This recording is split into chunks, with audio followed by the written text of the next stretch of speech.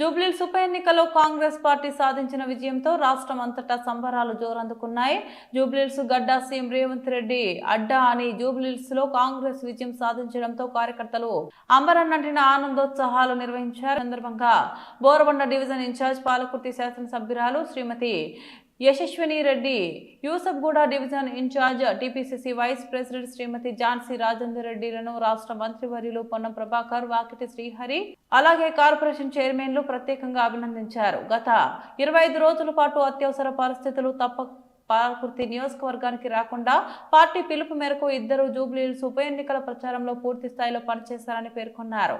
ఒకరు బోరబండ డివిజన్, మరొకరు యూసఫ్గూడ డివిజన్లలో ప్రజలను నేరుగా సంప్రదిస్తూ కాంగ్రెస్ పార్టీ అభ్యర్థి నవీన్ యాదవ్ గెలుపు కోసం తనదైన శైలిలో ప్రచారాన్ని నిర్వహించారని వారు అన్నారు.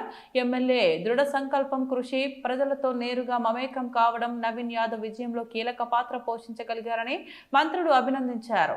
ఈ విజయంలో సీఎం రేవంత్ రెడ్డి నాయకత్వం మరింత బలపడిందని వారు పేర్కొన్నారు.